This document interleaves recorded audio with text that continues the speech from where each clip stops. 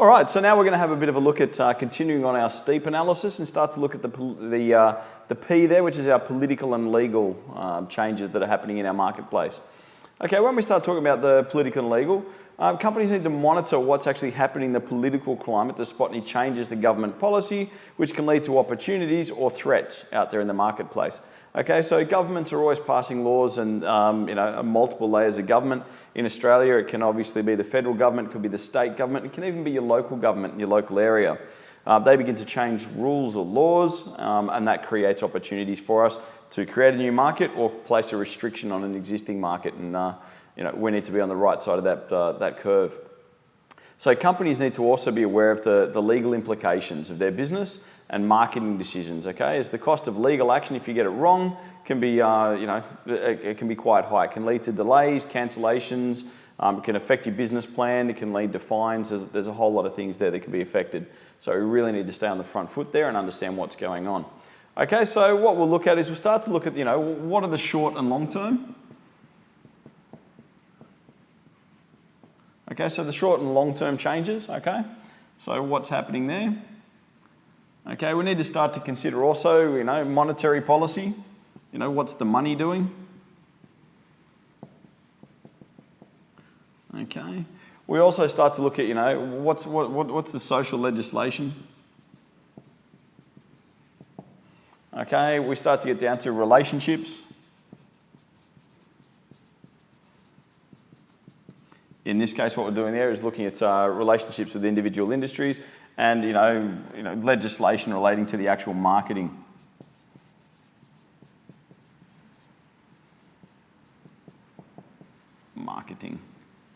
Cool.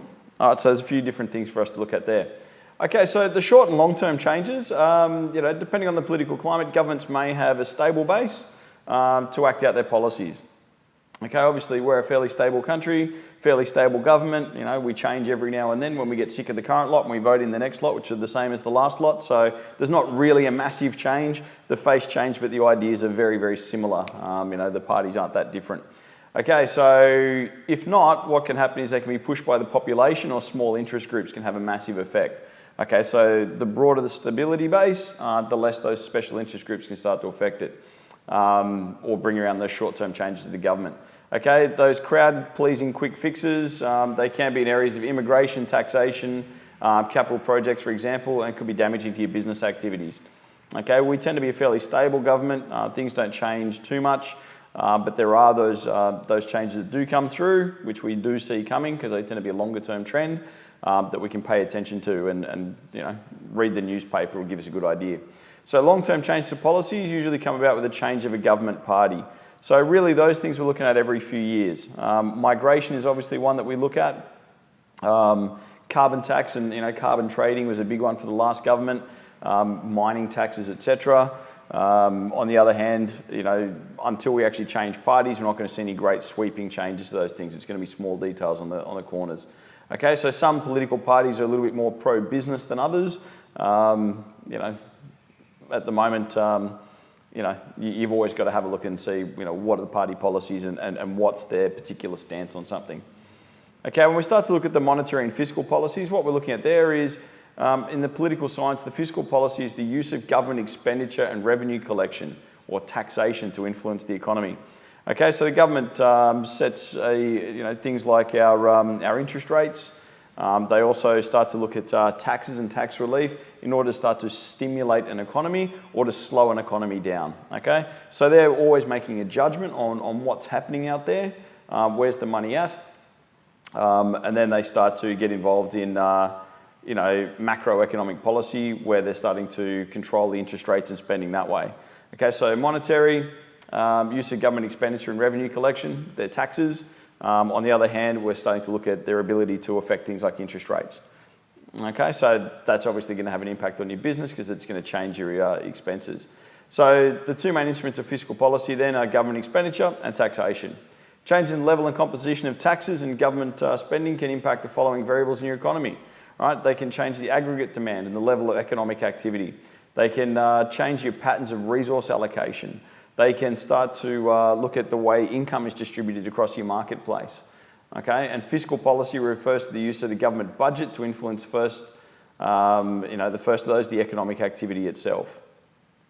Okay, so monetary policy, when we start looking at monetary policy, is the process by which the monetary authority of a country controls the supply of money, often targeting a rate of interest for the purpose of promoting economic growth and stability.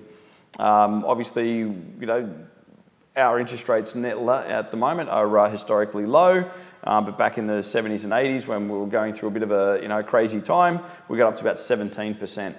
Okay, so it has historically been very high. We're at a particular point that's quite low at the moment. The official goal is usually to include relatively stable prices and low unemployment, because that's what we want to do. We want to keep the unemployment low and to try and keep the prices fairly stable. Okay, we don't want inflation getting out of hand, because when that does, prices go all over the place and it becomes very hard to operate. So monetary theory provides insight into how to craft monetary policy.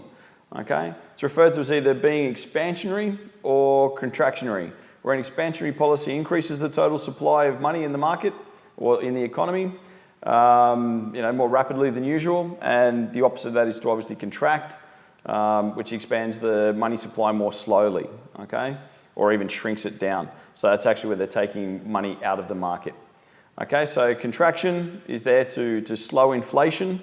Okay, so if the inflation rate gets too high, they'll start to pull back on that and try and take money out of the market to slow down what people are doing.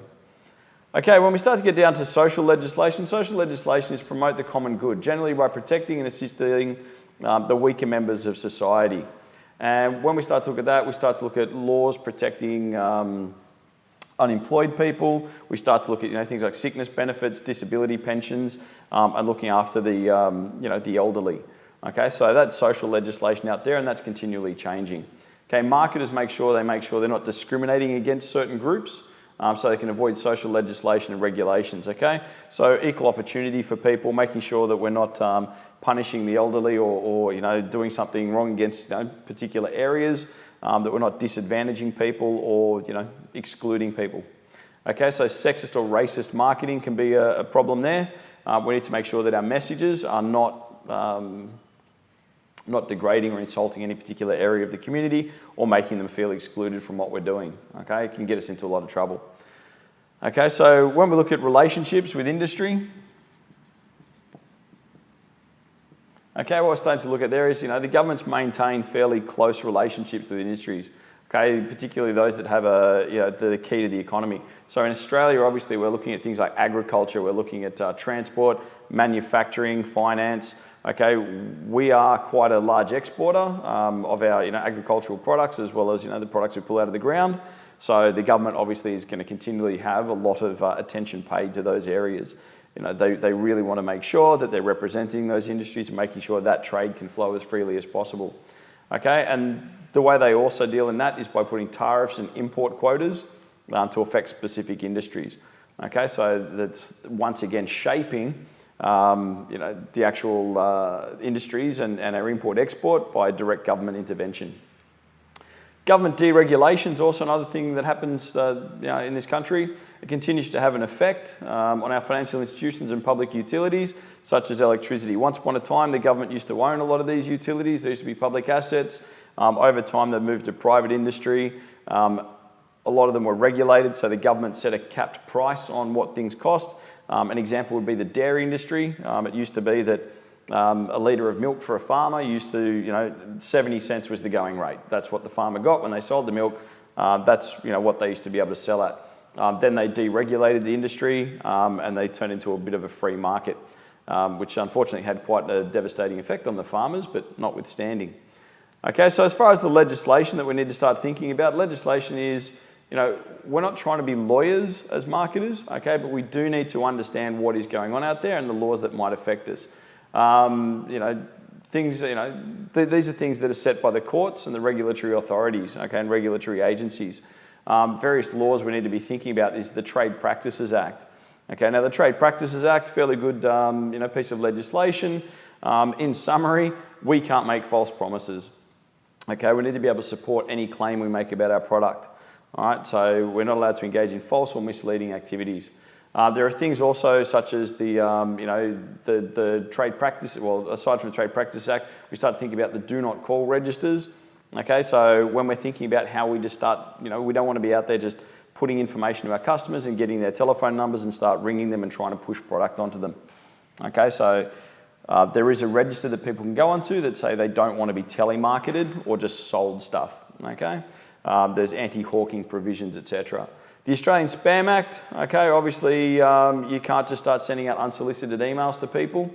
There is that opt-in, but you also need to give people an option to opt out. And respect the fact that not everyone wants an email box full of your stuff. I know you might be in love with your products and services and you might think they're the best thing in the world and want to give them to everybody else, but if everyone thought the same way, we'd have a very full inbox very quickly and it just starts spamming things up.